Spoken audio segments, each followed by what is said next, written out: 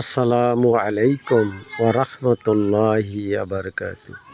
আলহামদুলিল্লাহ, আল্লাহ পাককে হাসিল করতে হলে 5 ওয়াক্ত নামাজের পরে বেশি বেশি নফল ইবাদত করতে হবে। আর নফলের দ্বারাই আল্লাহ পাকের নৈকট্য লাভ করতে হবে। কেননা মৃত্যুর পরে আল্লাহ পাক 2টা জিনিস বান্দাকে দিয়ে দেবে। যদি ভালো কাজ করে যায় তাহলে জান্নাত, আর আল্লাহর হুকুম অমান্য করলে জাহান্নাম। আজকে আপনাদের সামনে একটা বুখারী শরীফ থেকে আমল শেখাবো ইনশাআল্লাহ।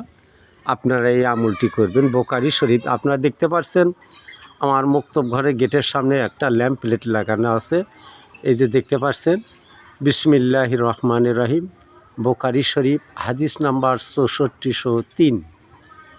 আবু হুরাইরা রাদিয়াল্লাহু আনহু হইতে বর্ণিত, রাসূলুল্লাহ সাল্লাল্লাহু আলাইহি সাল্লাম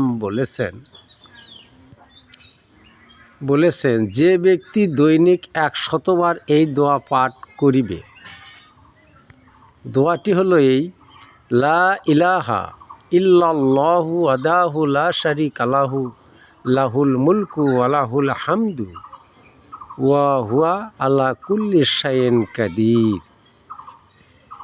ফায়দা ও ফজিলত: এই দোয়া যে ব্যক্তি দৈনিক 100 বার পড়বে, 1 নম্বর, সেই ব্যক্তি 10টি গোলাম আজাদ করার সমপরিমাণ সওয়াব লাভ করিবে।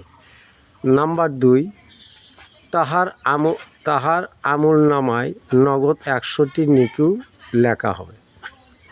নাম্বার 3, ওই ব্যক্তি 100টি গুনাহ মাফ করে দেওয়া হইবে।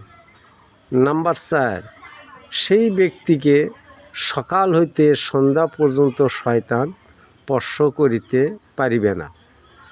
নাম্বার 5, আল্লাহ রাব্বুল আলামিন বলেন, এর চেয়ে উত্তম ব্যক্তি আর কেউ হবে না। আর এই জন্য আমি আপনাদের সামনে বলছি, আল্লাহ পাকের নৈকট্য লাভ করতে হইলে নফল ইবাদত করতে হবে। প্রচারে মৌলভী মোহাম্মদ মুনতেজার রহমান, বাস্তববাদী, প্রচারক সম্পাদক, বাংলাদেশ ওলামা পরিষদ, সুখানপুকুর ইউনিয়ন শাখা, বগুড়া। যাই হোক, আমার ইউটিউব, ফেসবুক ভাই বোনেরা, আপনারা বেশি বেশি এই আমল করবেন। দৈনিক 100 বার এই আমলটি করবেন ইনশাআল্লাহ। তাহলেই জান্নাত আল্লাহ পাক অবশ্যই আপনাকে দেবে ইনশাআল্লাহ। আসসালামু আলাইকুম ওয়া রাহমাতুল্লাহি ওয়া বারাকাতুহু।